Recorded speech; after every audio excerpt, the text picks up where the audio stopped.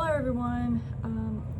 Today I want to talk to you about my experiences and what I've kind of learned over the last few years regarding trade shows and how you can make the most of the three different parts of trade shows. Part one is the prep stage and setting up meetings for when you're on site. So most shows now these days have an app or an online portal that will give you a list of attendees and their functions. The best one that I've used is CPHI. A lot of people, it's very easy to use. So absolutely use it, log in, make a profile. There's a lot of benefit to that. The one at CPHI, it actually allows you to search by attendees and what they're interested in. So like if they are looking for lab services, I can filter the list by the people that are looking for potential services that I provide. It's important that you begin to look at this list about a month out. A lot of attendees are not really going to get on there and make their profile till about 2 weeks out. You'll start seeing the use of it increase significantly about 2 weeks out, and then for sure about a week out. So get on there about a month in advance, start building your list of all the folks that you need to connect with, and then begin connecting with those relevant people on LinkedIn, and even try to find their email so that you can invite them to your booth and set up a meeting with them. Connect with them in every way you possibly can. If you're already connected on LinkedIn or email, make sure that they know that you're going to be there and schedule a time to meet. Don't just say stop by my booth. Like, legitimately schedule a time. I'm going to be here at this time. Come by and say hello. Also, don't just focus on potential clients. Focus on people that could be potential referral partners and folks that you know that have the same client base as you. The second part is the trade show itself.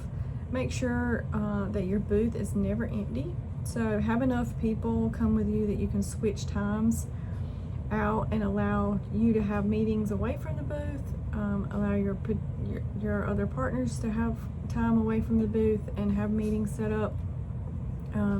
Show up to the scheduled meetings on time or early, and go to as many networking events as you can. Be polite and friendly. When we're sitting at the booth, we just say good morning and good afternoon to the folks that are walking by. Just a nice happy face in the morning and in the afternoon when everybody's kind of starting to struggle a little bit.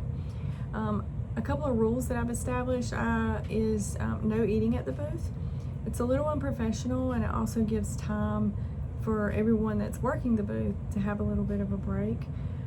I also try to ensure that everyone, regardless if they're a qualified lead or not, to leave with something that has the company's name on it. So a pen, a pamphlet, a notepad, something. We also, something that's been really helpful is we make notes on the cards that we get from prospective clients. It helps us remember the conversation and what their needs are. And even like last week, what I had was I needed to refer them to someone and connect them with someone that I felt would be helpful to them. And so I just wrote that on the card so that I could make sure I didn't miss that referral. And the last part is the follow-up. So no later than a week after you return from the conference, you need to be following up on the leads that you got.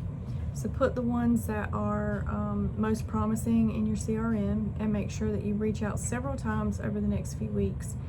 In the outreach, make sure you remind them of your conversation and how you met. It's important that you try to keep the discussion fresh. Again, use LinkedIn and email and the phone number that's on their card to make sure that they don't forget what they said and what you said, what your offerings are. The last thing that applies to each of these steps and can make the absolute most difference is just to be simply genuine. Actually want to talk to these people and want to learn about their project and their program. It's critical that you are genuinely interested and not just trying to make a sale. People know if you're putting on a show or if you are the real deal, and want to establish a relationship. People are looking for partnerships and relationships. They're not looking for a transaction in most cases. So these have kind of been what I've learned over the last few years for the trade show, and so I hope this has been really helpful, and I hope you have a great day.